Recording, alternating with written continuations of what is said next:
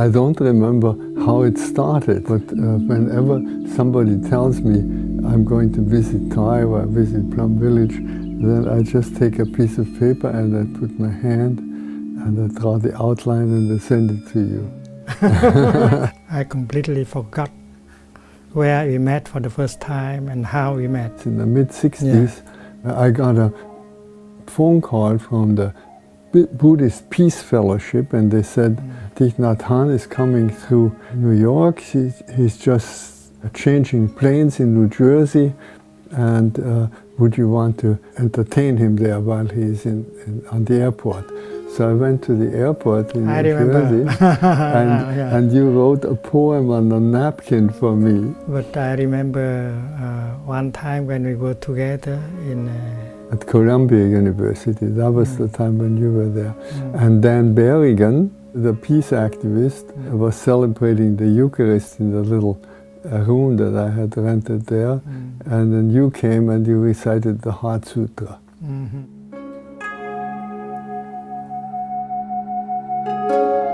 Do you remember when we walked together with a small group of people? We were protesting against nuclear proliferation in New York in '82, and I think we were a group of 60 people only, and we had a flag. And they invited me to join the march, and I said that, well, I would join if they allow me to walk peacefully. So we organized a group, and we walked so peacefully. And then many people behind us got angry. There was about 500,000 people walking on that day. And they shouted from behind, "Can't you walk?" And some of them overtook us and looked back at us, and they saw the way we walk, and they transformed. They see we are doing peace. We are not demanding peace. If you are not able to be peaceful and happy in every step, the peace march is not a peace march. And then the organizers said, we show you a shortcut, and all of a sudden we were again at the head of the line, and all the people that had passed us by were coming from behind and were passing us by again and looking, how did they get here all of a sudden? The peace movement should be a practice community. Peace is a practice. When you organize a group of people and asking for peace, that's not enough. And sometimes you do it violently and with a lot of anger. And the peace movement during the Vietnam War was not very peaceful. In the beginning, it went well, but after having tried for a few years and not seeing any effect, we began to be impatient. We get angrier and angrier, and finally they wanted victory of one side over the other side. So that is not really a peace movement. I think a peace movement should be a community of practice, where people live together in brotherhood, sisterhood. I first came here when I was 21 years old. I was really frustrated because I'd just come to the end of my university degree, and I suddenly looked back and I was like, is that it? Is that all I'm going to learn? I thought I was coming here to discover life, the universe and everything, and I felt that my deepest heart questions, I didn't feel that I touched the depth of life that is there to be touched. And a friend of mine died suddenly, and I thought, wow, if I die suddenly, will I feel that I fully lived my life? And it was that summer, right after my final exams, that I came to Plum Village.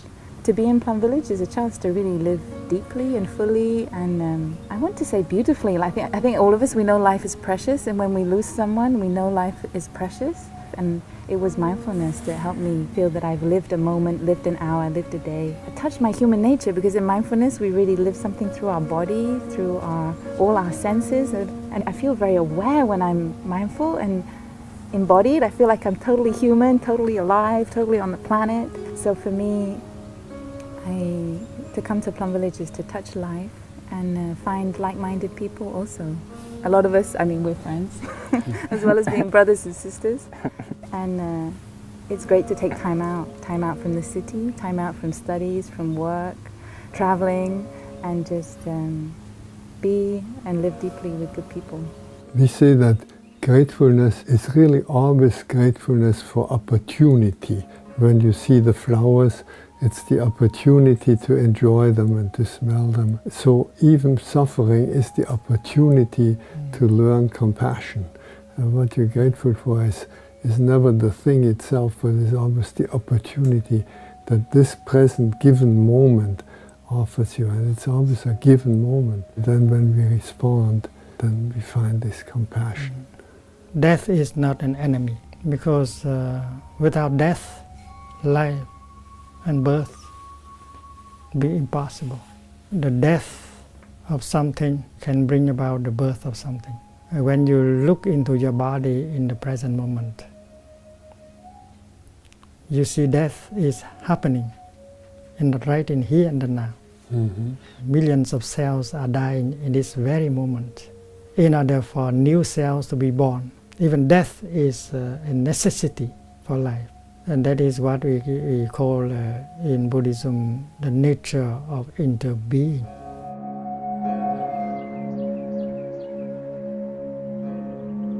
Gratefulness can be felt with every step. You are alive and your feet are still strong enough for you to make steps on this beautiful planet. So with mindfulness of breathing, mindfulness of walking, every step you make brings you home to the here and the now, so that you can get in touch with all the wonders of life. And every step like that can be nourishing and healing. During walking meditation, you stop the thinking. I think, therefore I am not truly there. You can feel the contact between your foot and the ground.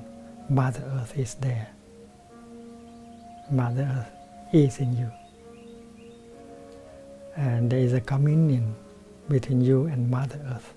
Mother Earth is the mother of all the saints, all the Buddhas and Bodhisattvas. You carry Mother Earth in you. You cannot die. You can transform. It's like a cloud transforming herself into the rain. A cloud can never die.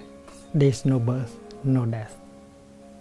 We spoke about birth and death. That is on the superficial level. But go deep down. The nature of everything is no birth and no death. From something, you can never become nothing. From someone, you can never become no one. We're here to offer the practice to help people like ourselves who live in the world outside. You know, we're faced with so many difficulties, so many challenges out there. We live in a world and a society where things are changing constantly. And sometimes that you just have to keep up with it. Then we tend to lose ourselves. More tension, more anxiety accumulated within our body. And our practice here, it teaches us to come back to ourselves, to learn how to take care of our body, our feelings, our emotions, so we can live life to the fullest in the present moment. It's true that if you do not have powers, you cannot do anything. Money is a power. There are those who have a lot of money, who are so rich, but who suffer very much of loneliness, depression, and fame. There are many movie stars and others who are very famous, but when you look deeply into their life, you see that they suffer very deeply. These kind of powers cannot be real powers, and you can become victims of these powers. But there are other kind of powers that can make you strong. The first power is the power of cutting off. You are attached to, you are bound to a number of things, and that make you lose all your freedom. You know that it is destroying you, it makes you not free, but you have no courage in order to cut off. And that is freedom. And there are those of us who are bound to a number of things that make us powerless. You may think that you cannot survive without it, without him, without her, without that kind of position. But maybe it is the very obstacle for your true happiness. So how to release, cut off? You need power. And that is the first power that is needed for you, that can set you free. The second power is to forgive and to love. Even that person is not lovable, but you can still love him or her because you are capable to see the suffering in him or in her. And your love grows. You become more powerful. And that is love without frontier, without discrimination. That's true love. That is the love of God, of the Buddha. And you have to train yourself in order to love like that. You don't leave anyone outside of your love. All embracing. And the third power is the power to understand. You are no longer afraid. When you understand, you are no longer angry and fearful. And that needs meditation, contemplation, looking deeply, and then you get the insight, the vision of interbeing, the vision of interconnectedness. And that kind of knowledge remove all kind of discrimination, separation. And these are very powerful kind of energies. If in our community there are those who have these kind of powers, it's certain that we can make history, we can change history. That is why we recommend gratefulness, because it brings you into the now. You can be grateful for the past and for the future, but only now. So when you're grateful, you really appreciate the given moment and all this marvelous opportunity that's given you at this moment. Right. Incredible gift, so you're now. And then this whole thing starts. Globalization in all the different aspects, cultural, economic, religious, political, whatever. That this is an amazing time where so many of the world's wisdom traditions are becoming accessible in so many different languages. So for me, only in this generation can I have access to the wisdom of Buddhism, but at the same time I can complement it, if I like, with studying the wisdom of Christian mystics as well. What I'm so grateful to our teacher, Thai, for offering is a very clear path for young people. There are practices that we can all do. We can master our breathing. We can learn the art of total relaxation. We can learn to handle our strong emotions. We can learn to take care of our life in such a way that we can generate happiness, that we can really create happiness for ourselves and our loved ones. And we have lots of practices, not just the breathing meditation, but walking meditation, sitting meditation, eating meditation, ice cream meditation, coffee meditation, whatever you like. Everything can be applied, but especially in moments of crisis, stress and tension, we really have these tools with the body and relaxation that can really help us overcome difficulties, but above all, take care of ourselves. 2002, after serving in the U.S. military, I was over in Desert Storm, Desert Shield, and then I was having problems with mild case of PTSD. And my parents thought it would be great for me to maybe try to come here and try to learn something. And so I've been a monastic for 10 years now. As far as PTSD is concerned, the practice is very helpful. And in our practice here, we have to be aware of what's coming up in our body, whether it's our emotions, what we're feeling, and being in the present moment. And that's all a big part of helping with PTSD. By the way of mindful breathing, mindful sitting, you bring your mind home to your body. And when mind and body are together, you are established in the here and the now. That's mindfulness. Mindfulness is to be fully present in the here and the now. And that is a practice. When you make a step mindfully, you arrive in the here and the now. That is where life is available. That is where the kingdom of God is available. you are yourself. And when you are yourself, fully present, fully alive in the here and the now, and then the tea becomes something very real. And you are drinking your tea and not your sorrow, your fear, your anger, or your conversation. So it is possible to live every moment of your daily life like that. And God is always with you. That practical, concrete notion of love, I see that in living yes to belonging. It's the yes to belonging. But not just saying yes, but living yes, we belong. I think much of what you said brought that out also. We belong together. And to say yes to that, that is love, and that's available to us at all times. If you are capable of being mindful and free from sorrow, anger, fear, free from the notions, and then touching the flower, you touch the kingdom of God, and you touch God. Right in the here and the now. You don't have to die in order to go to the kingdom of God. It may be too late.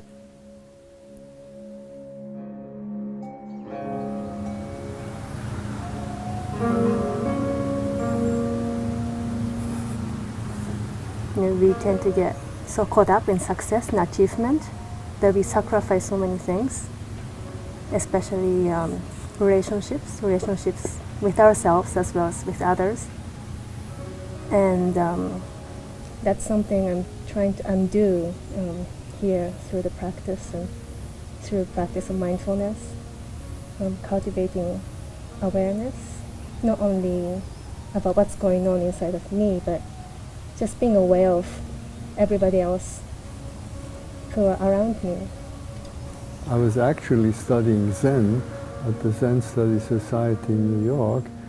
We went together to Riverside Church. I think it was Hans Küng who gave a talk there. Right after the talk, it was announced that Martin Luther King had been assassinated, unfortunately. I was very sick at that time. I could not eat anything, and I learned about Martin Luther King's death. There is a little bit of despair, there is a little bit of anger. A few months before, I met Martin Luther King in Geneva during a peace conference. He stayed up on the 11th floor with his team of workers. And he invited me to come up for breakfast, but I was caught in an interview, you know, so I came up late. And he kept breakfast warm for me. It was the last time we met, and I was able to tell him that in Vietnam, those of us who struggle for peace and human rights, we consider him to be a living bodhisattva. I was very pleased to hear that. I'm glad that I had the opportunity to tell him that before he died. What I have been doing since that time is just to build community.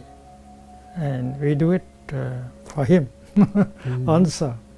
That is why it's such a joy for me when I came last night to see that in some way you have realized that dream in a way.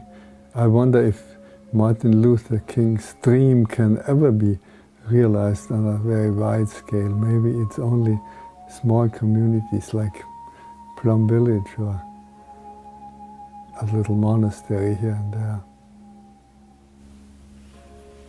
Martin Luther King spoke of the beloved community because he was aware that without community you cannot do much. That is true in the case of the Buddha. A Buddha without a Sangha cannot do much. Martin Luther King knew that, so he spoke of the beloved community as a way to realize a dream, a Sangha, a community should have harmony, brotherhood, sisterhood, the same ideal, and everyone should behave like a cell in the same body, no discrimination. With a Sangha like that, you can achieve whatever dream you have. I think Martin Luther King knew that. He was very concerned about building the community. As young people, I think that's very important to have that feeling of brotherhood and sisterhood, because being brought up in the West, we're all raised to be a great individual. And now here, we're trying to put that individual in with other individual and building a good community and relying on each other. And that's what we call interbeing. You know, when I'm happy, my brother's happy. When I'm frustrated, he will be affected by my frustration too. And so to see the connection between human to human, how we affect each other. And when we are aware of that, then we will be more mindful of our action, because we see how it connects to how we connect to each other. If in our community there are those who have these kind of powers, it's certain that we can make history, we can change history, and not fame, political power, and wealth.